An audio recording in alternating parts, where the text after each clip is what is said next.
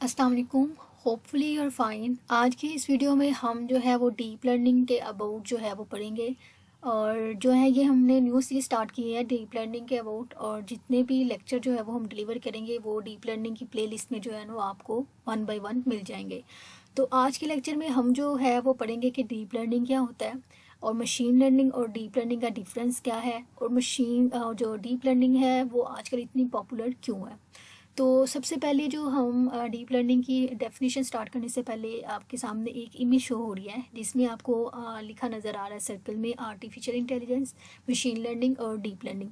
जो broad term है वो आर्टिफिशियल इंटेलिजेंस है, और जो मशीन लर्निंग है वो सब फील्ड है आर्टिफिशियल इंटेलिजेंस की, और जो डीप लर्निंग है वो सब फील्ड है मशीन लर्निंग की। अब हम यहाँ पे मतलब डेफिनेशन डीप लर्निंग की स्टार्ट करने से पहले थोड़ा थोड़ा सा डिफरेंस देख लेते हैं। मशीन लर्निंग क्या होती है और डीप लर्निंग क्या होती है। जो मशीन लर्निंग है वो लर्न करती है डाटा से, और इसमें जो था बेसिकली हम स्टैटिस्टिक तकनीक का इस्तेमाल करते थे। जो डीप लर्निंग है ये जो है वो लॉजिकल स्ट्रक्चर पे डिपेंड करता है, और ये न्यूरल नेटवर्क पे डिपेंड करता है मतलब, और ये जो है वो इंस्पायर्ड है ह्यूमन ब्रेन से। अब जो है हम एक सिंपल सी मशीन लर्निंग की डेफिनेशन से स्टार्ट करते हैं ताकि आपको कॉन्सेप्ट जो है वो समझ आ जाए। तो हम पढ़ लेते हैं। डीप लर्निंग इज़ अ सब field of AI and machine learning that is inspired by human brain. हमने अभी स्टार्ट में ही बात की है कि जो डीप लर्निंग है वो किससे इंस्पायर्ड है, वो ह्यूमन ब्रेन से इंस्पायर्ड है। Deep learning algorithms attempt to draw similar conclusion as human would by in continually analyze data with logical structure called neural network. और हमने बात की थी कि वो एक तो इंस्पायर्ड है ह्यूमन बीइंग से, और दूसरा हमने बात की थी कि वो लॉजिकल स्ट्रक्चर पे डिपेंड करता है। लॉजिकल स्ट्रक्चर हमारे पास होता है न्यूरल नेटवर्क। अब न्यूरल नेटवर्क क्या होते हैं, अगर आपने मशीन लर्निंग में न्यूरल नेटवर्क का नहीं पता तो मैं थोड़ा सा आपको बेसिक कॉन्सेप्ट दे देती हूँ सिंपल सा कि न्यूरल नेटवर्क क्या होते हैं।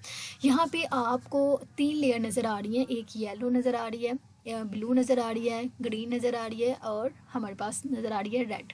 अब जो येलो है ये हमारे पास होती है इनपुट लेयर, और जो हमारे पास ब्लू है ये हमारे पास होती है हिडन लेयर, और जो नेक्स्ट हमारे पास ग्रीन है वो भी हिडन लेयर है, और जो हमारे पास लास्ट पे नज़र आ रही है रेड वो है हमारे पास आउटपुट लेयर। अब जो आपको एरो नज़र आ रहे हैं वो है वेट्स। ठीक है, अब ये क्या होता है, एक मैं एक चीज़ आपको बता दूं कि जितनी ज़्यादा इसके अंदर हिडन लेयर होंगी, अभी आपको सिर्फ 2 हिडन लेयर नज़र आ रही हैं, जितनी ज़्यादा हिडन लेयर होंगी उतना ही हमारा न्यूरल नेटवर्क क्या होगा, डीप होता जाएगा। अब हम नेक्स्ट देखते हैं कि क्यों जो है वो डीप लर्निंग जो है वो फेमस है। इसकी 2 वजूहात हैं। सबसे पहली जो एक वजह है वो है एप्लीकेबिलिटी, और दूसरी जो है वो है परफॉर्मेंस। एप्लीकेबिलिटी का मतलब होता है कि जो डीप लर्निंग के एल्गोरिदम्स हैं वो बड़ी बड़ी डोमेन पे जो है वो एप्लीकेबल है, जिसमें बड़ी डोमेन में हमारे पास आ जाता है कंप्यूटर विजन आ जाता है, स्पीच रिकॉग्नाइजेशन आ जाता है, एनएलपी आ जाता है, मशीन ट्रांसलेशन आ जाता है, bio informatics, drug design, medical image processing, climate science, material inspection etc। State of art performance का मतलब है कि डीप लर्निंग की जो परफॉर्मेंस है वो बहुत ज़्यादा है और बहुत बेहतर है। स्टेट ऑफ आर्ट का ये मतलब होता है कि जो हमारी फील्ड में हाईएस्ट अचीवमेंट होती है उसे हम स्टेट ऑफ आर्ट कहते हैं, या हम ऐसे कह सकते हैं कि ऐसे रिजल्ट जिस पर इंसान भी हैरान हो। और ये सिंपल सा आर्टिफिशियल न्यूरल नेटवर्क का जो मैंने आपको पहले ही समझा दिया हुआ था कि यहाँ पे हमारे पास इनपुट लेयर होती है, और ये वेट के साथ जो है वो हमारे पास डॉट प्रोडक्ट होता है। ये आपको ये जो नज़र आ रहा है ये वाला, इसे हम समेशन कहते हैं, यानी ये इनके साथ डॉट प्रोडक्ट होगा। देन जो रिज़ल्ट आएगा उससे हमने एक्टिवेशन फंक्शन, ये जो एफ इस तरह आपको नज़र आ रहा है ये एक एक्टिवेशन फंक्शन इसके ऊपर अप्लाई होगा, देन जो है वो हमारे पास आउटपुट हमें मिलेगी। इसके बाद हमारे पास आ जाते हैं फॉर्मल डेफिनेशन। वो हमने पढ़ी थी बहुत बेसिक डेफिनेशन, और ये हमारे पास है फॉर्मल डेफिनेशन। इसे हम देख लेते हैं कि ये क्या चीज़ है। Deep learning is a part of broader family of machine learning method based on AI with representation learning। अब हमने बात की है कि रिप्रेजेंटेशन लर्निंग। अब रिप्रेजेंटेशन लर्निंग क्या होता है, हमने मशीन लर्निंग में एक टर्म पढ़ी थी फीचर एक्सट्रैक्शन। फीचर एक्सट्रैक्शन, ठीक है, फीचर एक्सट्रैक्शन ये था कि अगर हमने डॉग और कैट की क्लासीफाई करनी है और उस पर हम जो है मशीन लर्निंग यूज़ कर रहे हैं। सपोज़ करें कि आपने एक इमेज दी है, डॉग की दी है, और आप चाह रहे हैं मतलब कि उस पर आपने मशीन लर्निंग का एल्गोरिदम यूज़ करने हैं, तो इसमें आपने फ़ीचर जो है ना वो खुद से बनाने होते हैं। फ़ीचर्स मतलब होते हैं कि ये डॉग का साइज़ क्या है, डॉग का कलर क्या है, डॉग की कितनी टांगें हैं, ऐसे तरह जितने भी इसके फ़ीचर्स होते हैं। रिप्रेजेंटेशन लर्निंग में हमने बात की कि वो मशीन लर्निंग में हमने खुद क्रिएट करने होते हैं फ़ीचर।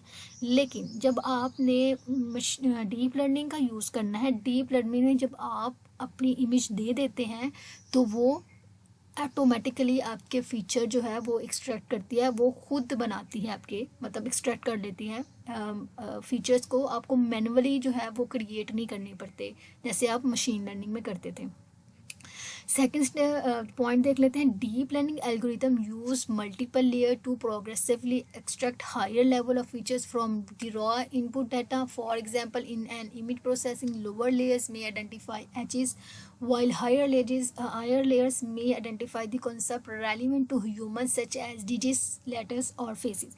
हमने बात की थी डीप लर्निंग में हम क्या यूज़ करते हैं, हम न्यूरल नेटवर्क यूज़ करते हैं, और इसमें हमने बात की थी कि इसके अंदर डिफरेंट मल्टीपल हिडन लेयर जो होते हैं वो यूज़ होते हैं, मल्टीपल लेयर्स यूज़ होते हैं। उसने कहा है कि जब आप स्टार्ट में रॉ इनपुट मतलब रॉ डाटा देते हैं, इनपुट लेयर पे आप जो है वो डाटा को देते हैं या इमेज को देते हैं, तो जो लोअर लेयर जो होती है ना वो आइडेंटिफाई करती है एजिस को, और जो हायर लेयर होती है वो आपके फेस या लेटर्स को रिकॉग्नाइज करती है। अब देखें कि ये देखें, अब आप सपोज करें कि हमने इनपुट दी और ये हमारे पास क्या है, 3 हिडन लेयर्स हैं, ठीक है, हमारे न्यूरल नेटवर्क के अंदर।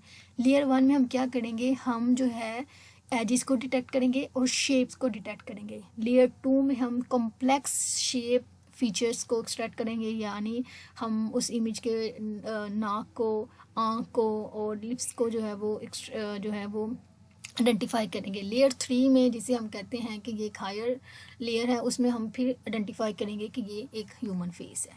ठीक है, अब हम जो है वो देख लेते हैं मशीन लर्निंग और डीप लर्निंग में क्या डिफरेंस है।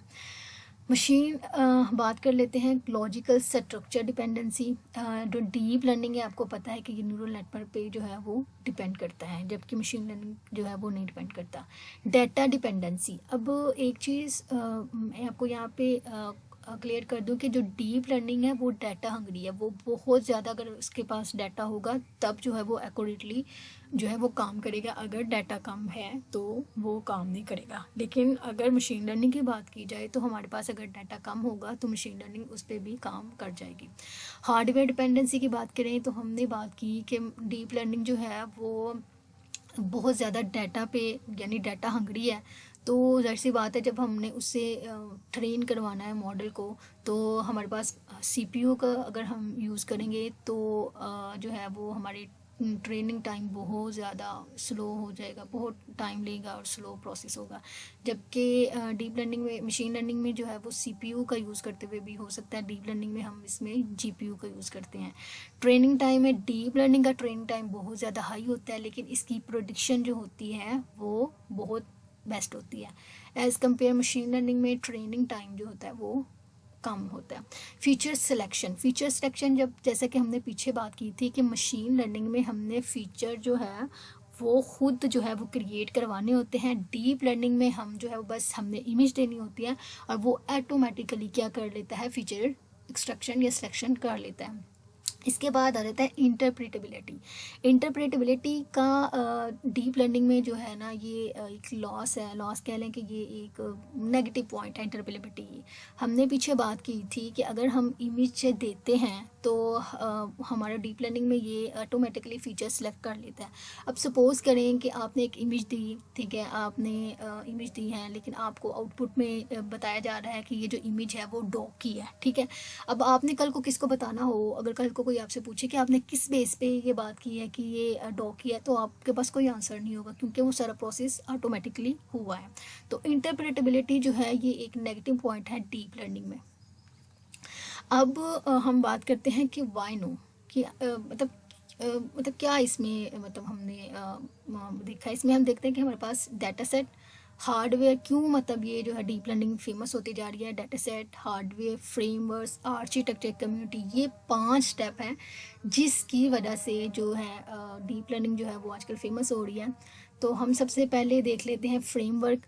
तो फ्रेमवर्क बेसिकली आपको अगर हमें बताऊं, तो अगर आपने कोई मॉडल ट्रेन करना हो तो उसमें जो आपने अगर कोड लिखने बैठ जाएं स्क्रैच से, तो वो आपके लिए बहुत मुश्किल होगा कि आप प्रॉब्लम को जो है वो सॉल्व करें। लेकिन फ्रेमवर्क इसमें ये है कि डीप लर्निंग के अंदर जो होते हैं ना, ये हमें क्या करते हैं, ये हमें लाइब्रेरीज प्रोवाइड करती हैं जो हमारा कोड जो है वो क्रिएट करते हैं और उसे हैंडल करते हैं। जिसमें हमारे पास कुछ लाइब्रेरी हैं, स्केल लर्न, टेंसरफ्लो, केरास, पाइटॉश। इसके बाद रहते हैं data set availability, huge amount of public data. अब देखें कि जैसे 90s में डीप लर्निंग जो है वो इतनी डिमांड में नहीं थी, या उतना काम नहीं था। क्यों नहीं था? क्योंकि तब हमारे पास स्मार्टफोन थे, ना हमारे पास इंटरनेट था। और 2010 के बाद हमारे पास स्मार्टफोन आए, इंटरनेट की फैसिलिटी हुई, तो हमारे पास जो इतना ज़्यादा डाटा सेट है कि हम जो है अगर किसी भी चीज़ पे रिसर्च करनी हो तो हमारे पास डाटा सेट अवेलेबल है। और ये पब्लिक डाटा सेट है जिसे हम कोई भी इंसान जो है वो यूज़ कर सकता है। हार्डवेयर में हम देख लें कि हार्डवेयर में हमने बात की थी CPU थे पहले, फिर इन्वोल्यूशन हुई इसमें, तो हम GPU वगैरह यूज़ करते हैं। तो ये हार्डवेयर में जो है भी जो है वो अवेलेबिलिटी आई थी। अब आ जाते हैं हमारे पास आर्किटेक्चर। आर्किटेक्चर क्या होते हैं? अब देखें कि हमारे पास जो है वो बने बनाए जो होते हैं वो एग्जिस्टिंग आर्किटेक्चर होते हैं, जिसे और वो इजी टू यूज़ होते हैं, और वो ऑलरेडी किसी पहले जो है वो किसी डाटा सेट पे जो है वो ट्रेन होते हैं। आपने सिंपल क्या करना है, आपने जो है उन्हें अपनी प्रॉब्लम पे जो है वो अप्लाई करना है और देन जो है वो अपना काम स्टार्ट करते हैं। अब जो है वो हमारे पास जो है वो डिफरेंट आर्किटेक्चर हैं। RES नेट जो होता है वो इमेज क्लासिफिकेशन के लिए यूज़ किया जाता है। BERT जो होता है वो टेक्स्ट क्लासिफिकेशन के लिए यूज़ किया जाता है आर्किटेक्चर। UNIT सेगमेंटेशन के लिए। YOLO जो है वो ऑब्जेक्ट डिटेक्शन के लिए। अब हमने बात की थी न्यूरल नेटवर्क की, हमने ANN की बात की थी। और ANN जो है वो एक सिंपल न्यूरल नेटवर्क है। हमारे पास डिफरेंट टाइप्स के न्यूरल नेटवर्क होते हैं, जिसमें मल्टीपल लेयर परसेप्ट्रॉन आ जाते हैं, कन्वोल्यूशनल न्यूरल नेटवर्क आ जाते हैं, रिकरेंट न्यूरल नेटवर्क आते हैं, और जनरेटिव एडवर्सर न्यूरल नेटवर्क आ जाते हैं। अब ये हम स्टेप बाय स्टेप जो है वो हम इसको पढ़ेंगे। इसके बाद हम देखते हैं हिस्ट्री। यही है कि 1960 में डीप लर्निंग स्टार्ट हुई थी, लेकिन जो फेमस हुई थी ना वो 2012 या 10 के बाद जो है वो इस पर मतलब बहुत ज़्यादा ये डीप लर्निंग जो है वो फेमस होना शुरू हो गई थी। ये आप लोग जो है वो एक दफ़ा डिनोट कर दीजिएगा। कौन कौन सी एप्लीकेशन आ जाती हैं डीप लर्निंग में? Self driving cars, chat boards, game playing agents, virtual assistants, image colourisation और इमेज कैप्शन जनरेशन। ये सारी एप्लीकेशन जो होती हैं वो डीप लर्निंग में आती हैं। अब आ जाता है परसेप्ट्रॉन। हमने बात की थी पीछे न्यूरल नेटवर्क की। ये जो सर्कल आपको नज़र आ रहे होते हैं इसे हम परसेप्ट्रॉन भी बोलते हैं, और इसे हम नोड भी कहते हैं। और हम ये कहते हैं कि जो परसेप्ट्रॉन होते हैं ये एल्गोरिदम्स होते हैं जो यूज़ करते हैं सुपरवाइज मशीन लर्निंग को, और हम इसे मैथमेटिकल मॉडल फंक्शन भी कहते हैं। अब देखें कि हमारे पास x है, ठीक है। x को हमने मल्टीप्लाई करना है 1 से, फिर हमने प्लस करना है, फिर हमने y को मल्टीप्लाई करना है 0 से, इनके वेट से मल्टीप्लाई करना है। इसके बाद ये सारा प्रोसेस हो रहा होगा इस समेशन वाले फंक्शन में। देन जो भी वैल्यू आएगी हमारे पास इनको प्लस करके उस पर हमने एक एक्टिवेशन फंक्शन जो है वो अप्लाई करना होता है। और एक्टिवेशन फंक्शन क्या होता है? ये एक आपकी जो आउटपुट को एक रेंज में लेकर आता है।